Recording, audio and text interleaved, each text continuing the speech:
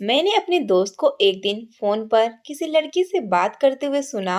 वो उससे कह रही थी कि तुमने मेरा सब कुछ ले लिया, मुझे कहीं का नहीं छोड़ा, मुझे लूट लिया। मैंने तुम पर भरोसा किया, अब तुम कम से कम मुझसे शादी तो करो। वो इस तरह रो रही थी, बिलख रही थी, और मेरा दोस्त आराम से बैठा बिरयानी ठूस रहा था। मैंने कहा, ये क्या कर रहे हो?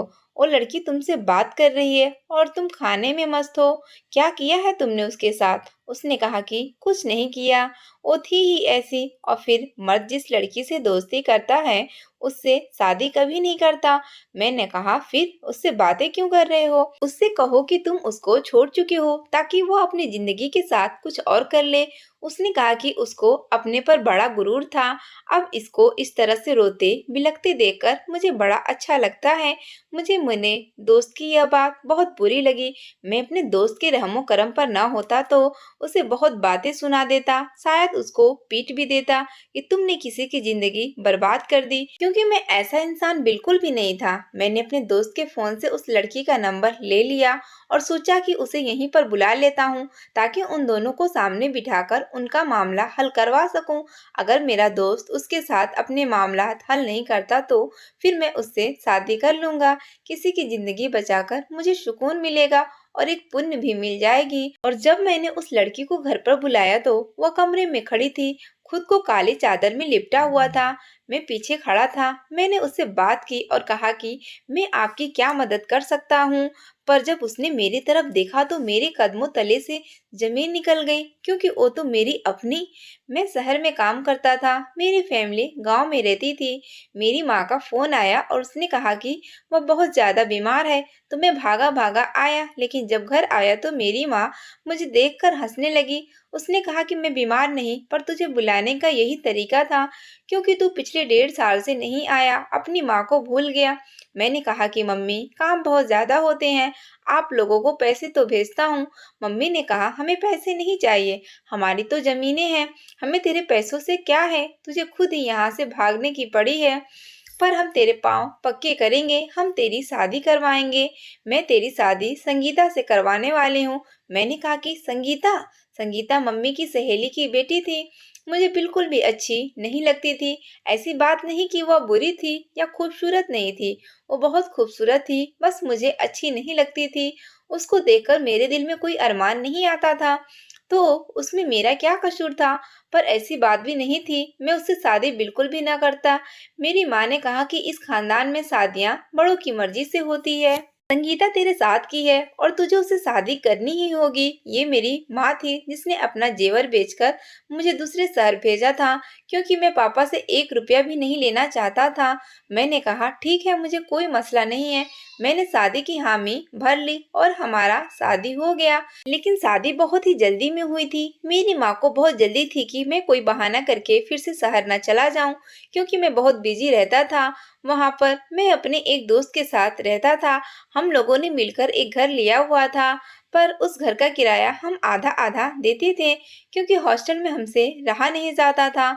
मेरे उस दोस्त का नाम नवीन था। जब मैंने उसे कहा कि मेरे हिस्से का काम तुम देख लेना, क्योंकि मैं नहीं आ सकता, 2 हफ्ते की छुट्टी की एप्लीकेशन भी दे देना, मेरी शादी हो गई है, तो इस बात पर हंसने लगा। उसने कहा कि क्या मामला हो गया? मैंने कहा, बाद में बताऊंगा। मैं उसी से बातें कर रहा था जब मेरी माँ ने कहा कि तेरी बीवी तेरा इंतजार कर रही है, तू यहाँ बैठा फोन पर बातें कर रहा है, चल जा। मेरी माँ ने मुझे मेरे कमरे में धक्का दे दिया। मैंने कहा, ठीक है माँ, मैं चला जाता हूँ, बस तू यह बता कि तू खुश है ना? मेरी माँ ने कहा कि मैं बहुत खुश हूँ। मैं संगीता को ही अपनी बहू बनाना चाहती थी। वो मेरी सहेली की बेटी है, लेकिन मेरी सहेली मेरे साथ बहुत अच्छी है, और फिर उसकी माँ मेरी हर सुख दुख में काम भी तो आई है। अरे मैं भी क्या लंबी लंबी बातें लेकर बैठ गई, बस तू अपने कमरे में चला जा, भगवान तेरी जिंदगी खुशियों से भर दे। मैं अपने कमरे में चला गया। वह दुल्हन बनी मेरे सामने बैठी थी। जाकर उसका घूंघट उठाया तो ज्यादा खुश नजर नहीं आ रही थी, शायद मुझसे डर रही थी। मैंने कहा कि मैं तो मुंह दिखाई के लिए कुछ भी लेकर नहीं आया, मुझे वक्त ही नहीं मिला। मैं आपके लिए सोने की कोई चीज लाना चाहता था, लेकिन यहाँ पर तो आपको पता है सोने की कोई दुकान नहीं है। चलिए आप मुझे बता दें कि आपको मुंह दिखाए में क्या चाहिए, मैं आपके लिए ले आऊंगा। उसने कहा, मैं जो भी मांगूंगी आप मुझे देंगे? मैंने कहा हाँ, क्यों नहीं, तुम जो मांगोगी मैं तुम्हें दूंगा। अब से तुम मेरी बीवी हो, जो मेरा है वह तुम्हारा है। उसने कहा कि ठीक है, आप अपनी बात से पीछे मत हटिएगा, क्योंकि मुझे जो चीज चाहिए वो कुछ और नहीं बल्कि तलाक है। जी, तलाक चाहिए। मैं हैरान रह गया। मैंने कहा यह किस किस्म का मजाक है? शादी के रात कोई भी दुल्हन इस तरह का मजाक नहीं करती। उसने कहा कि ये मजाक नहीं है, मुझे तुमसे तलाक चाहिए क्योंकि मैं किसी और से मोहब्बत करती हूँ और उसके बच्चे की माँ बनने वाली हूँ। मैं हैरान रह गया, 2 कदम पीछे हट गया। मैंने कहा कि ये क्या तुमने सबसे झूठ बोला? उसने कहा कि झूठ न बोलती तो और क्या करती? उस खानदान के बारे में तो तुम्हें भी पता है। तुम जैसे इंसान को भी जबरदस्ती शादी के लिए हाँ करवा लेना। तुम तो अपनी माँ से मिलने आए थे और यहाँ दुल्हा बने मेरे सामने खड़े हो, तो फिर सोचो मुझ पर कितना दबाव डाला होगा। तुम ऐसी औरत के साथ नहीं रहना चाहोगे जो किसी और से बहुत ज्यादा मोहब्बत करती है और उसके बच्चे की माँ बनने वाली है। मैंने कहा कि हाँ बिल्कुल, तुम्हारे साथ नहीं रहना चाहूंगा, पर तुमने मुझे धोखा दिया और मेरी माँ को भी। मेरी माँ के दिल पर क्या गुजरेगी? उसने कहा कि तुम्हारी माँ को सारी जिंदगी का दुख देने से अच्छा है कि तुम अभी से जान छुड़ा लो। तो उसने मुझे जज्बाती कर दिया। मैं भी ज्यादा जज्बाती हो गया। मैंने उसे वहीं खड़े खड़े तलाक दे दी। जैसे ही मैंने उसे तलाक दी, उसके चेहरे पर मुस्कुराहट आई। मैं हैरान था कि ये खुश हो रही थी। उसका दिमाग तो पूरी तरह खराब हो चुका था। उसका दिमाग खराब न होता तो ये शादी से पहले आखिरी हद कैसे पार कर सकती? ये तो किसी के बच्चे की माँ बनने वाली थी। इसका मतलब कि ये आम नहीं थी, यह बहुत ही चालाक लड़की थी। कितनी अजीब बात है ना, जो बात किसी के लिए उसका बुरा सपना और सबसे बड़ा जुल्म होती है, वही बात किसी के लिए खुशी की वजह बन जाती है। ये शायद पहली लड़की थी जो शादी के पहले दिन अपने पति से तलाक लेकर इतनी खुश हो रही थी। मेरे दिमाग में ये सब चल रहा था कि घर वालों को क्या जवाब दूंगा। तलाक तो मैंने दी है, मुझसे पूछेंगे क्या मैं इसकी बदनामी उठाऊं? क्या मैं सबको बता दूं कि इसने खुद ही तलाक ले ली है? मैं ऐसा इंसान नहीं था, लेकिन मुझे कोई ना कोई जवाब तो देना ही था। इतनी बड़ी बात थी, कोई छोटी बात नहीं थी। मैं अभी यही सब कुछ सोच रहा था। मैंने सोचा कि सुबह सबको बता दूंगा। फिर जाकर सर पकड़े बैठ गया जब उसने अचानक ही ऐसी हरकत की कि मेरे कदमों तले से जमीन निकल गई। संगीता ने जोर जोर से चिल्लाना और रोना शुरू कर दिया। हाय, मैं लुट गई, मैं बर्बाद हो गई, इसने मेरी जिंदगी बर्बाद कर दी, मुझे कहीं का नहीं छोड़ा। मैं क्या करूं, कहाँ जाऊंगी? मम्मी कोई है? मैं हैरान थी, इस तरह की हरकतें क्यों कर रही है, क्यों सबको बुला रही है? जब उसने इतना ज्यादा शोर किया तो दरवाजे पर सब लोग आ गए। हमने दरवाजा खोला तो सामने मेरी बुआ और माँ, बाकी सारे रिश्तेदार खड़े थे। उन्होंने कहा कि क्या हो गया है संगीता, क्यों इतनी बुरी तरह रो रही हो? मैं आगे से हट रहा था। संगीता रोती हुई उनके गले लग गई, पर मेरी तरफ इशारा करके बोलने लगी, आपके बेटे ने मेरी जिंदगी बर्बाद कर दी। मेरा क्या कसूर था? क्या किया था मैंने? मैं तो दुल्हन बनकर आई थी। मेरी मम्मी ने अपने दिल पर हाथ रख लिया कि न जाने क्या हो गया। सारे मेहमान भी तमाशा देखने लगे। मेरी माँ ने कहा कि क्या हुआ है, मुझसे पूछने लगी। मेरी माँ ने तो मुझ पर गुस्सा ही करना शुरू कर दिया। मुंह से बोलता क्यों नहीं कमबख्त, क्या कर दिया तुमने लड़की के साथ? फिर संगीता ने ऐसी बात कही कि मेरा मुंह खुला का खुला रह गया। उसने कहा कि आपके बेटे ने मुझे तलाक दे दी है क्योंकि यह किसी और लड़की को पसंद करता है। कहता है कि मेरी माँ ने जबरदस्ती मेरी शादी करवाई थी, इसलिए मैंने शादी तो कर ली, लेकिन अब मैं तुम्हें तलाक देकर तुमसे और माँ से बदला लूंगा, तुम लोगों को जलील करूंगा। मेरी माँ ने मुझे ऐसे देखा जैसे मैं उनका बेटा ही नहीं, कोई दुश्मन हूँ। मैं हैरान रह गया। मैंने कहा ये झूठ बोल रही है, ऐसा कुछ नहीं है। उसने कहा अच्छा, नहीं दी तूने मुझे तलाक? बोलो सबके सामने, बताओ क्या तुमने मुझे अभी तलाक नहीं दी? मैं बुरी तरह से फंस गया था। मैंने कहा हाँ मैंने तलाक दी है, लेकिन अभी बात मेरे मुंह में ही थी, किसी ने मेरी बात नहीं सुनी। मेरी मम्मी ने मुझे हाथ से चुप रहने का इशारा किया। उनको चक्कर आ गए। औरतें उनको संभालती हुई वहां से ले गईं, संगीता को भी ले गईं। मैं हैरान था कि मेरी जिंदगी में खड़े खड़े इतना तूफान आ गया। मेरी माँ ने कहा इससे कहो कि इस घर से निकल जाए, मुझे अपनी शकल भी ना दिखाए, मुझे उसकी शकल नहीं देखनी। इसने मेरी सहेली की लड़की के साथ इतना बड़ा जुल्म किया और हम सबका मुंह काला करवाया। अब मैं इसके माँ बाप को क्या जवाब दूंगी? मेरी माँ कोई भी बात सुनने के लिए तैयार नहीं थी। उसने कहा कि बस मैं इस घर से चला जाऊं तो मेरी शक्ल भी नहीं देखना चाहती। मुझे भी गुस्सा आ गया कि सब उसकी बात का यकीन कर रहे हैं। एक दिन ऐसा आएगा जब सबके सामने सच्चाई आ जाएगी, तो फिर मैं किसी से भी बात नहीं करूंगा। मैंने अपना थोड़ा बहुत सामान उठाया और वापस आ गया। नवीन के साथ आकर रहने लगा। पहले तो मैंने कुछ नहीं बताया, उसको इतना ही कहा कि काम था इसलिए आ गया। थोड़ा सेट हो जाऊं तो बीवी को भी ले आऊंगा। वो बड़ा अजीब सा आदमी था। उसे लोगों की कहानियां सुनने का, मजा लेने का बहुत शौक था। मैंने उससे ये सब कुछ बताया कि मेरे साथ ऐसा हुआ है, तो वो भी मेरा मजाक बनाता। वैसे वो दिल से मेरे लिए बुरा नहीं था, लेकिन उसकी जबान बहुत अजीब थी। उसे मजाक करना अच्छा लगता था। अगर अभी मैं उसे कह देता कि मेरी बीवी ने मेरे साथ ये सब कुछ किया है, तो मुझे यही कहता कि तू किस तरह का आदमी है, एक लड़की तेरे से संभाली नहीं गई, वहां से जलील होकर आ भी गया। मुझे अभी भी यही कहा कि अभी शादी हुई थी, कुछ दिन रुक जाता। मैंने कहा कि हाँ, लेकिन काम जरूरी है। एक बार काम खत्म हो जाए, फिर सारी जिंदगी पड़ी है, बीवी के साथ ही गुजार लूंगा। बस इससे ज्यादा उसका और मेरा बात नहीं हुआ। ना मैंने उसे अपनी बीवी का नाम बताया, ना उसकी तस्वीर दिखाई। मैंने यह भी नहीं कहा कि बीवी अच्छी है या बुरी है। उसने भी मुझसे नहीं पूछा। वह जानता था कि मुझे इस तरह के काम नहीं पसंद। मैं अपनी घर की औरतों का जिक्र किसी के सामने भी नहीं करता था। हम फिर से एक साथ रहने लगे। मैं दिन रात परेशान रहता था, सोचता रहता था कि संगीता ने मेरे साथ ऐसा क्यों किया। उसने एक ही साथ कितने सारे उल्टे काम कर लिए। पहले किसी से मोहब्बत की शादी के बगैर ही उसके बच्चे की माँ बन गई, घर वालों की वजह से मुझसे शादी कर ली, और फिर मुझे यह सब कुछ बताकर मुझसे ही तलाक ले ली और इल्जाम भी मुझ पर ही लगा दिया। हम बचपन में एक साथ खेलते थे। कभी भी मैंने उसके लिए दिल से बुरा नहीं सोचा था। अगर उसकी शादी किसी और से होती, मैं इसके लिए दुआ ही करता, उसकी शादी के सारे काम करता, और जो मुझसे हो सकता मैं उसके लिए करता। वो मेरी बीवी बन गई, मुझे इस बात से भी कोई मसला नहीं था। लेकिन उसने मेरे साथ बहुत बुरा किया। वह ऐसी लड़की कभी भी नहीं थी। उसको अचानक से क्या हो गया? हमारे खानदान में कोई भी ऐसा नहीं था, क्योंकि सब गांव में रहते थे।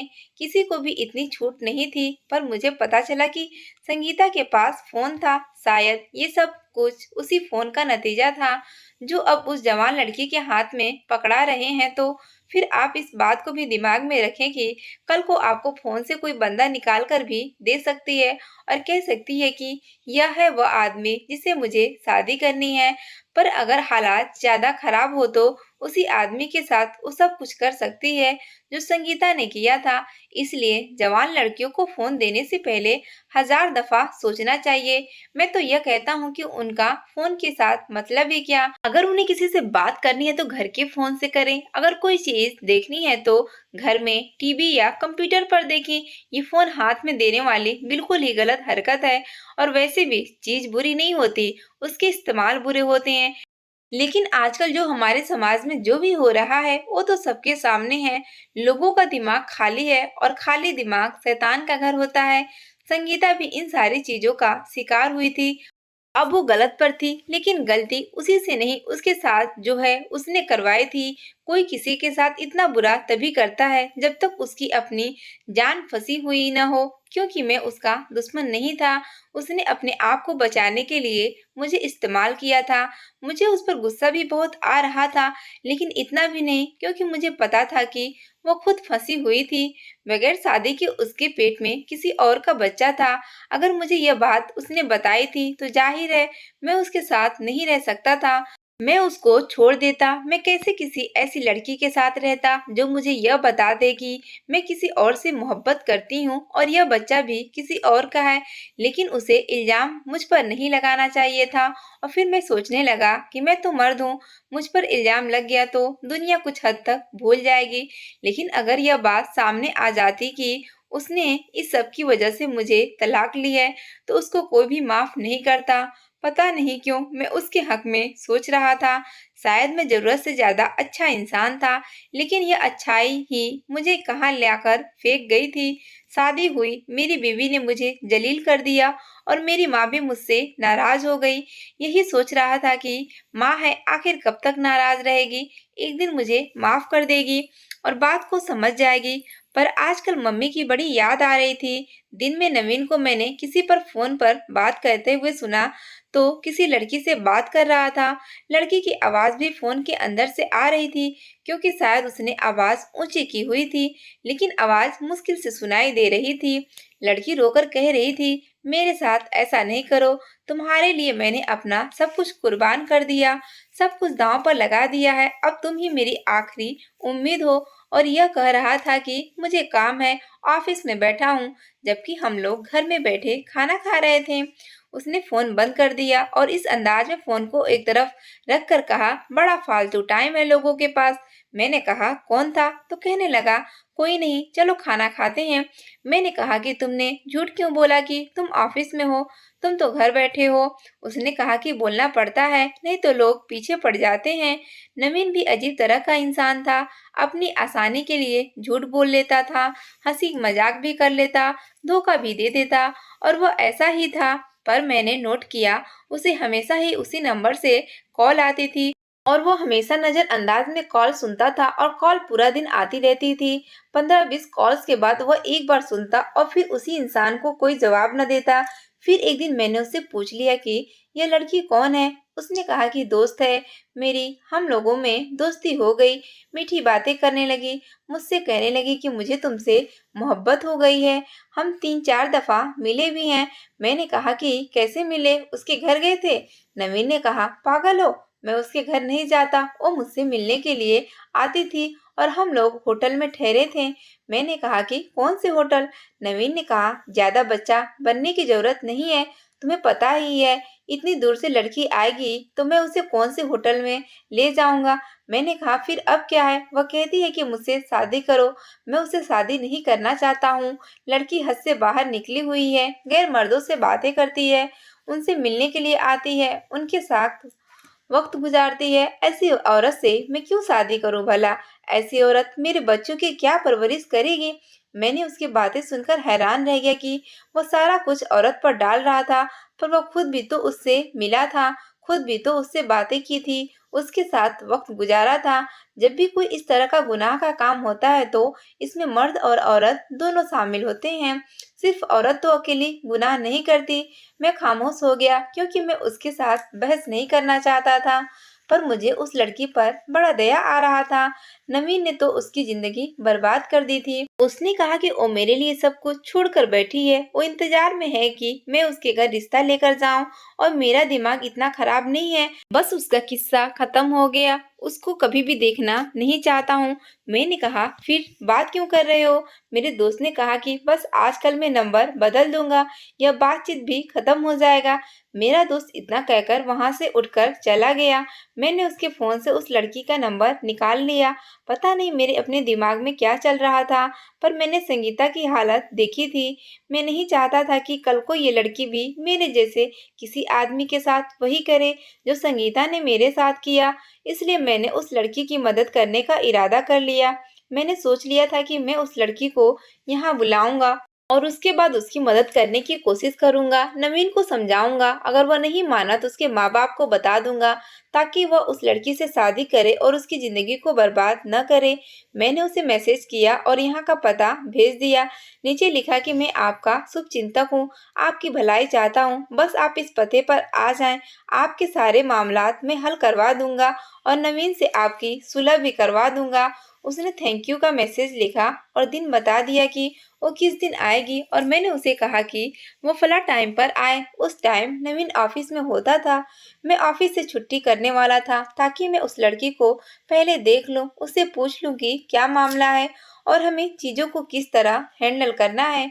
क्योंकि अगर मैं नवीन को कहता कि वो लड़की जिसके साथ हमारे मामला चल रहे हैं, मैं उसे घर पर बुला लिया, तो नवीन घर से भाग जाता, वो उसका सामना ही नहीं करता। इसलिए मुझे जो करना था सोच समझकर करना था। मैंने उस लड़की को बुला लिया। उसने मैसेज किया वो 11 बजे पते पर पहुंच जाएगी। मैंने 11 बजे ही ऑफिस से छुट्टी ले ली और घर आ गया। हम लोग एक फैमिली के साथ रहते थे। और हम उनके पिन गेस्ट थे। मैं 11 बजे अंदर आया तो आंटी ने कहा कि कोई मेहमान आई थी। मैंने ऊपर वाले कमरे में भेज दिया है। नीचे धूप में खड़ी थी, अंदर भी नहीं आ रही थी। मैंने कहा जी, वो मेरी कजिन है, मिलने के लिए आई है। मैंने झूठ बोल दिया और मैं ऊपर चला गया। कमरे में आया तो वो मुंह मोड़े खड़ी थी। मुझे लगा कि शायद मेरे सामने आना नहीं चाहती। मैंने कहा कि आप फिक्र न करें, सब कुछ ठीक हो जाएगा, आराम से बैठ जाएं, मैं आपके लिए कुछ लेकर आता हूँ। जैसे उसने मेरी आवाज़ सुनी, वो चौंक सी गई। जब उसने मुझे पलटकर देखा तो मैं हैरान रह गया, क्योंकि वह कोई और नहीं बल्कि संगीता थी। मैंने कहा कि तुम यहाँ पर क्या कर रही हो? उसने कहा, मैं तो नवीन से अभी उसने इतना ही कहा था तो मैं सारा मामला समझ गया। इसका मतलब था कि ये वही लड़की थी जिसको नवीन ने धोखा दिया था। नवीन के लिए उसने मुझे छोड़ा था और इसका मतलब यह नवीन के बच्चे की माँ बनने वाली थी। मैं अपना सर पकड़कर बैठ गया और संगीता रोने लगी। उसने कहा कि बहुत बुरा हो रहा है मेरे साथ। मेरे घर वालों को पता चल गया है, सब कुछ पता चल गया। मैं माँ बनने वाली हूँ, मेरा पेट दिखने लगा है। उनको यह भी पता चल गया है मैंने तुम्हारे साथ बुरा किया, लेकिन अभी तुम्हारी मम्मी को हकीकत नहीं बताई। वो तुम्हारे लिए बहुत परेशान है, बीमार है। मैंने सब कुछ बर्बाद कर दिया। एक इंसान की मोहब्बत के पीछे मुझसे मेरे अपने दूर हो गए हैं। मैंने तुम्हारे साथ भी बुरा किया। मैंने बहुत सारी मुश्किलों का सामना किया है। नवीन ने मुझे धोखा दिया है। मुझे लगा था कि मैं तुमसे जान छुड़वा लूंगी तो मैं उससे शादी कर लूंगी, क्योंकि मैं उसी के बच्चे की माँ बनने वाली हूँ। मैंने कहा कि तुमने क्या किया? तुम इस हद तक कैसे चली गई? पागल हो गई थी क्या? मैं उस पर गुस्सा होने लगा। पता नहीं क्यों मैं उस पर गुस्सा कर रहा था। अब वो माँ बनने वाली थी, उसका पेट दिख रहा था, उसकी हालत बहुत बुरी थी। वह न इधर की रही थी न उधर की। नवीन आया तो मैंने उसके सामने ये सारा मामला रखा। वो भी हैरान रह गया। मैंने कहा कि ये मेरी मम्मी की सहेली की बेटी है, तुमने इसकी जिंदगी बर्बाद की है और मामला मेरे घर का है। ये मेरे घर की औरत है और इसके साथ साथ मेरी जिंदगी बर्बाद हुई है। मैंने उसे सब कुछ बता दिया। वो भी अपना सर पकड़कर बैठ गया। मैंने कहा कि देखो, यह अच्छी लड़की है, तुमसे मोहब्बत करती है, मेरे से शादी की, लेकिन पहली ही रात इसने जो कुछ भी किया और मुझे अपने करीब नहीं आने दिया, क्योंकि ये सिर्फ तुम्हारी है, तुम इससे शादी कर लो, इसी में भलाई है। वह खामोश हो गया। मैंने कहा, देखो, मर्द को ऐसी औरत से शादी करनी चाहिए जो वफादार हो। इसकी शादी अभी तुमसे नहीं हुई है, फिर भी तुमसे इसने वफादारी निभाई है ना। मेरी बात मान लो, इसकी जिंदगी बर्बाद मत करो। नवीन ने कहा, ठीक है, मैं इससे शादी कर लेता हूँ। उसने मेरी बात मान ली और संगीता से शादी कर लिया। संगीता ने हाथ जोड़कर मुझसे माफी मांगा तो मैंने कहा कि कोई बात नहीं, खुश रहो। मैं वापस आ गया। मेरी माँ को सब कुछ पता चल गया था। मेरी माँ ने मुझे गले लगा लिया, मुझे माफ कर दिया। मेरे लिए यही काफी था। कहानी पसंद आई तो वीडियो को लाइक करें और ऐसे ही मजेदार कहानियाँ सुनने के लिए चैनल को सब्सक्राइब करें।